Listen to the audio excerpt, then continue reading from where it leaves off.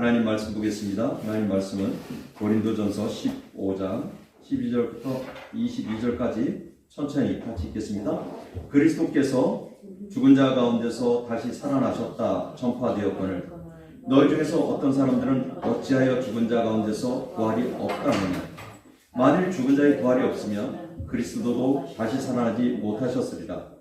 그리스도께서 만일 다시 살아나지 못하셨으면 우리가 전파하는 것도 헛것이요 또 너희 믿음도 헛것이며 또 우리가 하나님의 거짓 증인으로 발견되리니 우리가 하나님이 그리스도를 다시 살렸다고 증언하였습니다. 만일 죽은 자가 다시 살아난 일이 없으면 하나님이 그리스도를 다시 살리지 아니하셨으리라. 만일 죽은 자가 다시 살아나는 일이 없으면 그리스도도 다시 살아나신 일이 없을 거예요. 그리스도께서 다시 살아나신 일이 없으면 너희 믿음도 헛되고 너희가 여전히 죄 가운데 있을 것이고 또한 그리스도 안에서 잠자는 자도 망하였으니 만일 그리스도 안에서 우리가 바라는 것이 다만 이 세상의 삶뿐이면 모든 사람 가운데 우리가 더욱 불쌍한 자이르라. 그러나 이제 그리스도께서 죽은 자 가운데서 다시 살아나사 잠자는 자들의 첫 열매가 되셨도다. 사망의 한 사람으로 말미암았으니 죽은 자의 부활도 한 사람으로 말미암는도다. 아담 안에서 모든 사람이 죽은 것 같이 그리스도 안에서 모든 사람이 삶을 얻으리라. 아멘. 오늘 말씀은 우리가 부활이라는 제목을 가지고 우리가 말씀을 나누려고 합니다. 오늘 말씀은 바울이 고린도 교회의 이야기를 하고 있습니다. 고린도 지역은 해안 지방으로 이렇게 부두가 있고 그러니까 인천처럼 부산처럼 그런 지역입니다. 그리고 그 지역은 이 그리스 지역하고 연관되는 지역이죠. 그래서 고린도 지역은 헬라 문화가 길들여져 있던 그런 모습입니다. 그래서 헬라어 이렇게 신약 성경이 헬라어로 되어 있었죠. 그래서 그 문화를 따라서 그렇습니다. 그래서 고린도 교인들은 그 헬라 문화에 길들여 있기 때문에 부활이 없다고 얘기합니다. 고린도 교인들조차도 정체성이 흔들리고 있는 거죠. 그리고 한 번 죽으면 끝이라고 생각을 할 때 바울은 고린도 교회를 향해서 이렇게 이야기를 하고 있는 거죠. 우리도 똑같은 생각을 할 겁니다. 한 번 죽으면 그 끝이지 무슨 부활이 있어 라고 생각하는 사람들이 믿지 않는 사람들이죠. 또 예수를 믿는다고 하더라도 죽으면 끝이지 정말 다시 살 수 있을까? 라고 이야기를 하지. 그렇죠? 네. 그런데 부활이 있는 것을 믿지 않는 사람을 통해서도 우리는 분명하게 느낄 수 있습니다. 누군가가 죽으면 좋은 곳으로 갔을 거예요. 라고 기대를 하죠. 그리고 누군가가 죽으면 돌아가셨어. 이렇게 얘기하죠. 어머니가 돌아가셨어. 누가 돌아가셨어. 왜 돌아가셨다고 하겠습니까? 나온 대로 다시 돌아갔다는 거죠. 우리의 영은 다시 하나님의 그곳으로 가야 됩니다. 이것이 예수님께서 이 땅에 오셔서 죽으시고 다시 살아나신 것은 영원한 생명이 있음을 친히 보여주신 것이죠. 그렇게 안 하면 믿지 않을 거니까요. 그래서 십자가에 못 박혀 돌아가셔서 십자가에 못 박혀 돌아가신 것은 우리 죄를 짊어지고 못 박혀 돌아가신 겁니다. 그리고 3일 만에 다시 살아나신 것은 예수님이 살아나시면서 너네가 나를 믿을 때 영원한 부활이 생명이 있음을 친히 보여주신 거죠. 우리는 예수를 믿지 않을 때 부활절이 되면 계란을 나눠줍니다. 그죠? 이따 우리 점심 먹고 또 계란을 나눠주러 갈 건데 계란을 나눠주죠. 계란을 받고 뭔 생각을 하셨습니까? 저는 교회를 안 다닐 때 계란을 나눠주면 교회에서 오늘은 행사를 하는데 계란 먹는 날이구나 이렇게 생각했습니다. 근데 그 계란을 나눠주는 이유가 뭐냐면 계란이 알을 품고 생명을 잉태했다가 병아리가 나왔죠. 그래서 병아리가 나오는 부활을 나타내기 위해서 계란을 나눠줍니다. 그런데요, 누군가가 이렇게 얘기해요. 그 계란을 삶으면 끝인데 뭐. 그렇죠. 예수님을 믿지 않으면 계란을 삶은 것과 똑같습니다. 병아리가 태어나려면 어미 닭이 그 알을 품어야 되죠. 아니면 인공적으로 부화장 안으로 들어가서 불려야 되죠. 그래야 새 생명이 나옵니다. 우리가 새 생명을 얻으려면 예수님을 믿어야 되죠. 예수님이 나의 죄를 위해서 십자가에 못 박혀 돌아가심을 믿고 확신해야 됩니다. 그래야 내가 영원한 천국에 들어갈 수 있는 것입니다. 우리가 캘리포니아의 스탠포드 대학을 잘 아실 겁니다. 아주 유명한 대학이죠. 우리나라 서울대학보다 더 유명할 정도로 아주 명문 대학입니다. 그런데 이 스탠포드 대학이 세워진 데는 또 예화가 있습니다. 아니, 스탠포드 대학이 세워진 데는 이야기가 있습니다. 어떤 이야기냐면 스탠포드가 사람 이름이죠. 그 스탠포드가 상원 의원이었고 또 기업가였고 돈이 많았습니다. 스탠포드에게 아들이 하나 있었는데 아들이 참 똑똑했습니다. 머리도 좋고 공부도 잘하고 아주 현명하고. 그래서 스탠포드는 그 아들을 엄청 사랑했죠. 근데 어느 순간 스탠포드 아들이 죽게 됩니다. 아버지인 스탠포드는 절망 가운데 빠져듭니다. 그리고 아들을 장사하고 너무 충격이 큰 나머지 말을 잃어버리게 되죠. 그리고 저녁에 잠을 자는데 꿈속에서 아들이 나타납니다. 아버지, 저는 죽지 않고 살았어요. 부활하신 예수님 옆에 있습니다. 그러니 아버지, 걱정하지 마시고 이제 제가 못다한 청년들을 위해서 아버지가 좀 노력해 주세요. 이렇게 얘기합니다.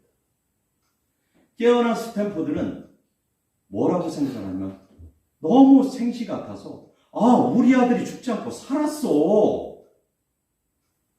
그거에 너무 기뻐서 자기 재산을 다 털어서 대학을 세웁니다. 그게 스탠포드 대학입니다. 우리 아들이 죽지 않고 영원히 살아있구나. 그 자체로 너무 기쁨이 있었죠. 우리가 죽지 않고 영원히 산다면 너무도 행복한 거죠. 그래서 예수를 진심으로 믿는 분들은 죽을 때도 기쁨으로 가죠. 그런데 예수를 믿지 않고 이 세상이 끝이라고 한다면 너무 힘들어합니다. 그래서 그 상황 가운데서 그 얼굴에 나타났죠. 오늘은 우리가 그 부활이라는 것을 가지고 왜 우리는 매년마다 부활절을 지킬까? 왜 부활절을 기념할까? 라는 그 이유를 가지고 우리가 한번 말씀을 나눠보려고 합니다. 부활절은 우리가 하나님 앞에 하나님이 예수님이 이 땅에 보내시고 예수님으로 말미암아 우리 죄사함을 받았다고 기념하는 날입니다. 그래서 고린도전서 15장 21절에서 22절 우리가 읽었죠. 사망이 한 사람으로 말미암았으니 죽은 자의 부활도 한 사람으로 말미암습니다. 아담 안에서 모든 사람이 죽은 것 같이 그리스도 안에서도 모든 사람이 새 삶을 얻으리라 라고 이야기합니다. 그래서 우리가 다시 사는 것인데 그것은 뭐냐면 영혼이 다시 사는 것이죠. 육신은 죽지만 영혼은 죽지 않고 영원히 살아있는 것입니다. 우리 영혼이 다시 살아나면 어떻게 해야 되느냐? 예수님이 나를 위해서 십자가에 못 박혀 돌아가실 것을 믿고 확신하는 거죠. 그래서 저번에 로마서 10장 9절에서 10절을 제가 외우라고 했습니다. 그죠? 너무 중요해서 제가 외우었습니다. 내가 만일 내 입으로 예수를 주로 시인하면 하나님께서 그를 죽은 자 가운데서 살리신 것을 내 마음에 믿으면 구원을 받으리라. 그리고 사람이 마음으로 믿어 의에 이르고 입으로 시인해서 구원에 이르니라 라고 이야기합니다. 우리 오늘 부활절, 그 부활절 무엇은 말하고 그 부활절 기념일을 왜 지켜야 되는지 한번 나눠보려고 합니다. 첫째는 우리는 죽어도 다시 살아난다는 것을 기념하는 것. 그러니까 희망이 있죠. 절망은 없죠. 우리는 육신은 죽지만 영혼은 다시 살아난다는 것을 기념하는 겁니다. 때로는 바쁘게 살다 보니까 잊어버릴 수 있습니다. 그러나 매년 절기를 지키면서 부활의 예수님을 바라보는 겁니다. 다시 한번 내 영혼을 바라보는 거죠. 그래서 요한복음 11장 25절에서 26절에서 예수님께서 이렇게 얘기하죠. 나는 부활이요 생명이니 나를 믿는 자는 죽어도 살겠고 무릇 살아서 나를 믿는 자는 영원히 죽지 아니하리라. 살아서 나를 믿는 자는 영원히 죽지 아니하리라 라고 예수님은 이야기를 합니다. 두 번째는 하나님의 살아계심을 나타내고 증거하고 전하라는 것입니다. 그래서 마태복음 28장에서 예수님은 제자들에게 명령하시죠. 그러므로 너희는 가서 모든 민족을 제자로 삼아 아버지와 아들과 성령의 이름으로 세례를 베풀고 내가 너희에게 분부한 모든 것을 가르쳐 지키게 하라 라고 이야기를 하죠. 사도행전 1장 8절에서 너무도 유명한 말씀을 예수님이 하십니다.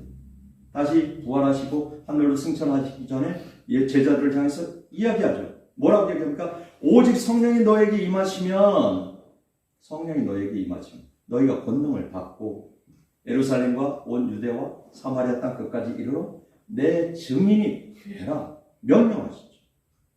우리는 예수님의 증인된 삶으로 살아가야 되는 겁니다. 증인된 삶으로 살아가는 것이 뭐냐면 부활하신 예수님을 전하는 거죠. 그래서 우리가 복음을 증거하는 거죠. 우리 오늘 점심 먹고 또 계란을 나눠주러 나갈 겁니다. 전도할 겁니다. 가서 전하십시오. 예수 믿으십시오. 예수님만이 우리의 구원자이십니다.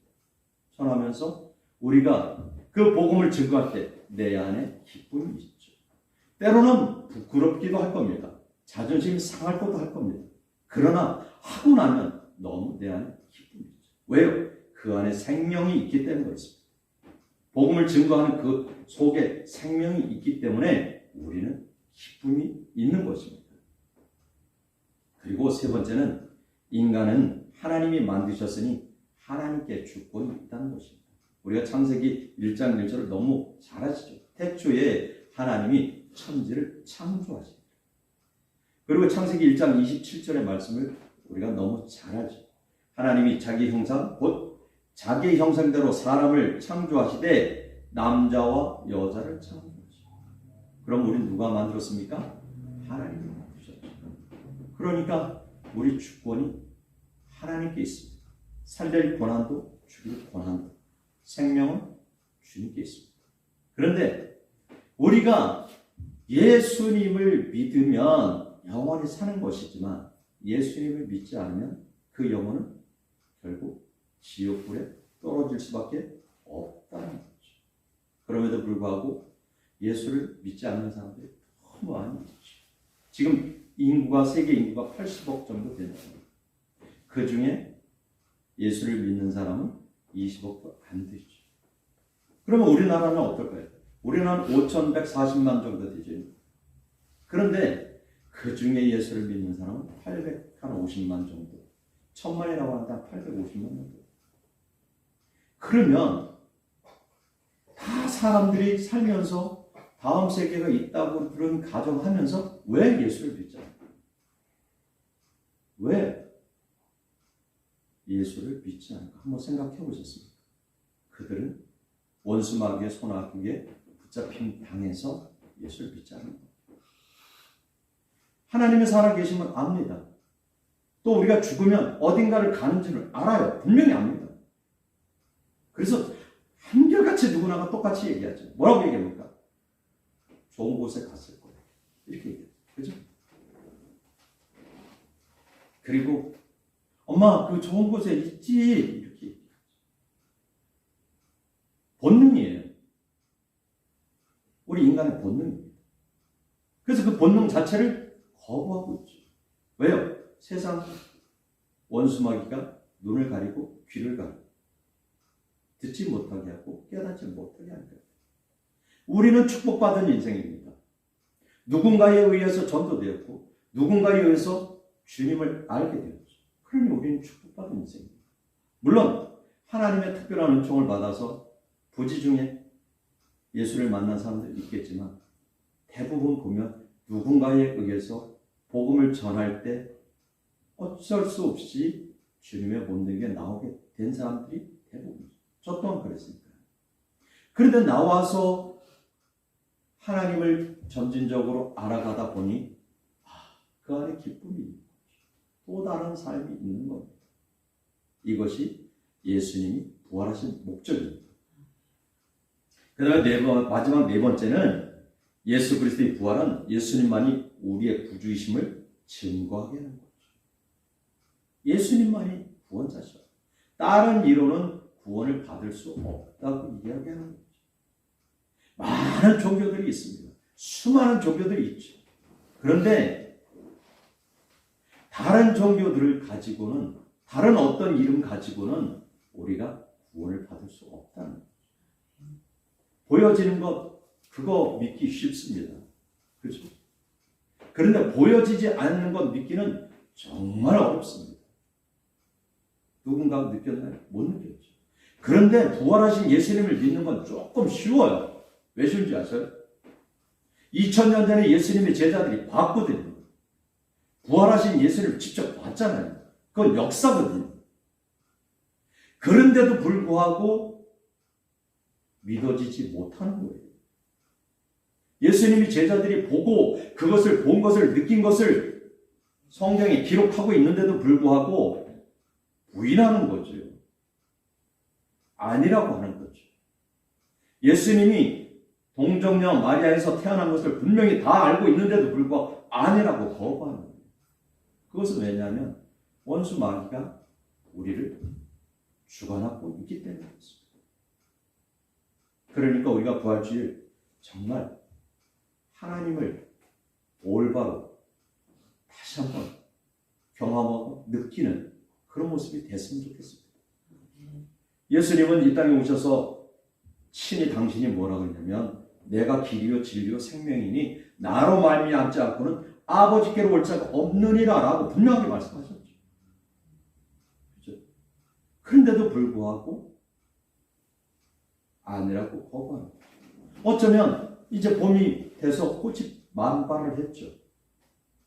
개나리도 피고 진달래도 조금 있으면 필 거고 벚꽃이 이제 피기 시작하죠. 그 세상을 즐기려 모든 사람이 떠나고 또 즐기죠. 그럼에도 불구하고 우리는 주님의 몸된 전에 나와서 먼저 하나님을 찬양하고 예배하는, 이것은 뭐냐면 부활의 예수님을 바라보기 때문에 그렇습니다. 하나님의 살아 역사하심이 느껴지기 때문에 그렇죠. 누군가는 이 평안하게 집에서 쉬고 싶을 마음도 있죠. 그렇죠? 그리고 놀러 가고 싶은 마음도 있죠. 그럼에도 불구하고 그 모든 것을 절제하고 주님의 몸된 전에 나와서 하나님을 찬양하며 예배하는 그 자체가 하나님의 살아 역사심이 친히 보여지는 것입니다. 그럼에도 불구하고 세상 사람들은 뭐라고 얘기합니까? 저 사람이 정말 예수 믿는 사람이라고 조롱할 수 있는 것입니다. 그럼에도 절대 흔들지 마십시오. 사단은 여러 가지 모습으로 우리를 흔들어내죠. 그럴지라도 굳건하게 예수님만 붙들고 나가는 우리 모두가 됐으면 좋겠습니다. 그리고 그 예수님만 바라보는 우리 모두가 됐으면 좋겠습니다. 미국의 제16대 대통령 아브라함 링컨을 너무 잘 아시죠? 제가 링컨에 대한 얘기를 조금씩은 가끔씩 하는데, 아브라함 링컨이 대통령이 된 데는 큰 경험이 있습니다. 예수의 경험. 아브라함 링컨이 주의 의원으로 출마를 했어요. 근데 떨어졌습니다. 그리고 이제 변호사를 하다가 정치를 하겠다고 주 의원으로 출마를 했다 떨어졌죠. 떨어지고 나서 다시 하원 의원에 또 출마를 했습니다. 또 떨어졌어요. 그러니까 친구들이 뭐라고 얘기하냐면 주위 사람들이 저러다 링컨 어떻게 잘못되는 거 아니야? 근심 걱정을 참 많이 합니다. 근데 하원 의원에서 떨어진 아브라함 링컨은 목욕을 깨끗이 하고 머리를 깎고 좋은 식당에 가서 밥을 다 먹고 그리고 자기 자신이 외칩니다. 어떻게? 나는 할 수 있어. 왜? 나는 부활의 예수님을 믿으니까. 부활의 예수님께서 나를 그냥 버려두지 않을 거야. 라고 다짐을 하고 또 다짐을 하죠. 그러면서 오늘 떨어졌어도 내일 나는 다시 할 수 있어. 왜? 부활의 주님이 나를 도우실 것이기 때문에. 라고 하면서 공화당에 입당을 합니다. 그리고 공화당에 입당을 해서 대통령이 되죠. 그게 미국의 16대 대통령 아브라함 링컨의 모습입니다. 그때 아브라함 링컨이 자서전에 이렇게 썼습니다. 하원 의원이 떨어지고 나서 제가 읽어드릴게요. 나는 지금 이 세상에서 가장 비참한 인생을 살고 있다. 나는 재기할 수 없을 것 같은 심정이다. 나는 인생의 막다른 골목에 있다고 절망하던 중 성경을 읽다가 나는 성경을 읽다가 부활의 주님을 만났습니다. 라고 이야기합니다. 그러면서 나는 성경을 읽고 그 속에서 죽음에서 부활하신 예수님을 만났다. 그리고 부활하신 예수님께서 함께 계신 것을 믿고 용기를 가지고 공화당에 우리 모두가 그 부활하신 예수님을 믿고 힘을 내십시오. 우리는 육신은 죽을지언정 영혼은 하나님의 나라에서 하나님과 영광을 노래하게 될 것입니다. 아멘입니까? 네. 찬송가 우리 봉사가 살아계신 주라고 말씀 듣고 잠깐 기도하고 축도로 예배를 마치겠습니다.